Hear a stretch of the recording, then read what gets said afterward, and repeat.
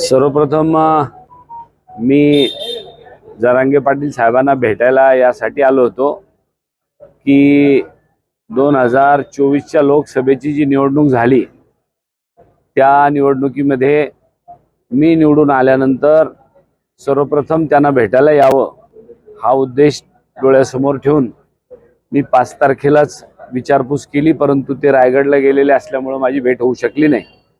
म्हणून मुद्दाम आज दिल्लीहून आल्या पहिल्यांदा जरांगे पाटील साहेबांची भेट घ्यावी या उद्देशाने आज आंतरवाली सराटीला आलो. इथं आल्यानंतर कळलं की त्यांनी 3 दिवसापासूनचं उपोषण सुरू केलेलं आहे आणि ज्या शासनाकडे मागण्या प्रलंबित आहेत त्या मागण्यासाठी ते उपोषण करताय.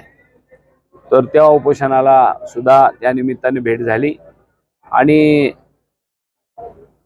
या मतदारसंघाने ज्या ठिकाणी जालना लोकसभा मतदारसंघ येतो त्या जिल्ह्यातच जरांगे पाटील साहेबांचं आंदोलनाचं केंद्र आहे. निश्चितपणाने या आंदोलनाला माझा पाठिंबा राहीलच, तो काही विषय वेगळा नाही. परंतु त्याचबरोबर शासन दरबारी आपल्या भागाचा लोकप्रतिनिधी या नात्याने आम्ही त्यांना भेटून यासाठीच जातोय की आपल्याला शासन दरबारी जी जरांगे पाटलाची भूमिका आहे किंबहुना मागण्या आहे समाजाच्या त्या शासन दरबारी मांडायच्या आणि त्या जास्तीत जास्त लवकरात लवकर त्यांना जास्त दिवस कसं उपोषणाला बसवता येणार नाही, कमीत कमी दिवस कसे बसता येईल याचा विचार करण्याच्या दृष्टीने आमचा प्रयत्न सुरू आहे. धन्यवाद. मनोज जरांगे पाटलाच्या आंदोलनाचा तुम्हाला किती फायदा झाला? बजरंग सोनवणे यांनी स्पष्ट सांगितलं मनोज जरांगे यांच्या कार्यक्रमामुळे मी निवडून आलो. तुम्हाला काय वाटतं तुमच्या जिल्ह्यातलं आंदोलन?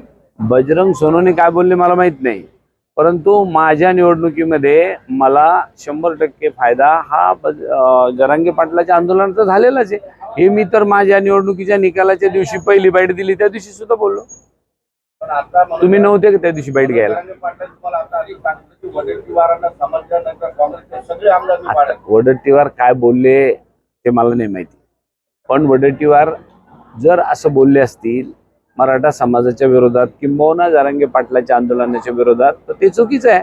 परंतु मी वडट्टीवार साहेबाला बोलल्यानंतर त्यांनी मला सांगितलं काहीतरी गैरसमज झालेला आहे, मी मराठा समाजाच्या विरोधात आणि आंदोलनाच्या विरोधात जरांगे पाटलाच्या आंदोलनाच्या विरोधात बोललेलो नाही. तरी पण त्यांना मी सांगितलं आपण आपल्या पद्धतीने खुलासा करावा.